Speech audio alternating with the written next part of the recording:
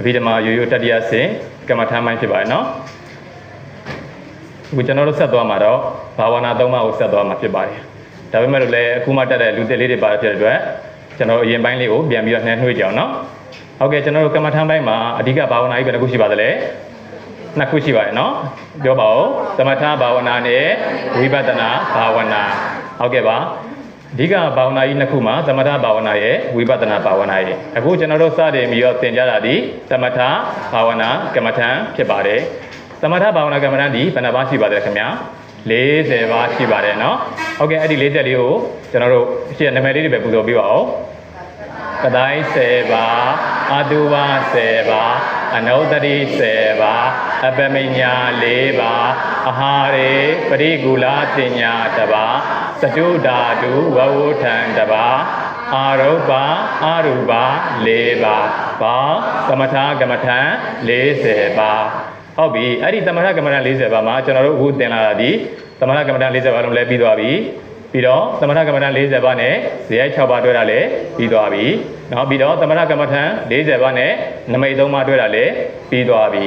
အခုကျွန်တော်တို့ဆက်ပြီးတွဲမှာဒီသမထကမ္မထံ40ပါးနဲ့ဘာဝနာ3ပါးကိုဆက်လက်ပြီးတွဲမှာဖြစ်ပါတယ်เนาะဒါကြောင့်ကျွန်တော်အခုမှလူသေးလေးတွေဘာသာဖြစ်တဲ့သူကအကြမ်းမြင့်လေးเนาะဇယားလေးနည်းနည်းလေးချပြမယ်เนาะဟိုလူသေးလေးတွေလည်းမြင်လွယ်သိရအောင်သမထကမ္မထံ40လေးနဲ့ဇေယျ6ပါးလေးကိုဒီမှာပဲဆိုတော့ကျွန်တော်တို့ပြန်နှွှေးရအောင်เนาะ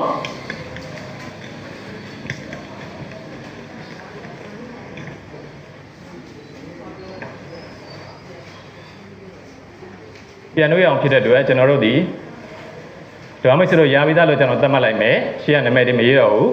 ကဲကျွန်တော်တို့သမထကမ္မထံ40ပါးကိုကဏ္ဍနဲ့ဆိုရင်ဘယ်လိုလေးမှတ်ခဲ့လဲ33ကရေ411လို့ကျွန်တော်မှတ်ခဲ့တယ်နော်ဟုတ်ပြီအဲ့ဆိုရင်ကျွန်တော်တို့ဒီမှာ33ကရေးလိုက်မယ်နံပါတ်1 30ဒီဘာပါလဲနံပါတ်2 30ဒီနံပါတ်3 30ဒီနံပါတ်4 4ဒီနံပါတ်5ဒီနံပါတ်6ဒီနံပါတ်9ဒီဟုတ်ပြီနော်ကျွန်တော်တို့ရှေ့ကနာမည်ဒီမီးတော့ဘူးဓမ္မဝိဆိုတို့ဒီလိုလေးမြင်လိုက်တာနဲ့ဘာတွေဆိုတာသိနေမှာနော်ဟုတ်ကဲ့ပြန်ပို့သွားကြည့်ပါဦး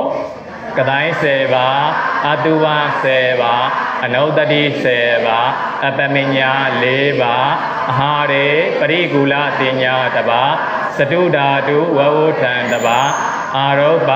အာရူပ4ပါးဟုတ်ပြီပေါင်းသမထကမ္မထံ40ပါးเนาะ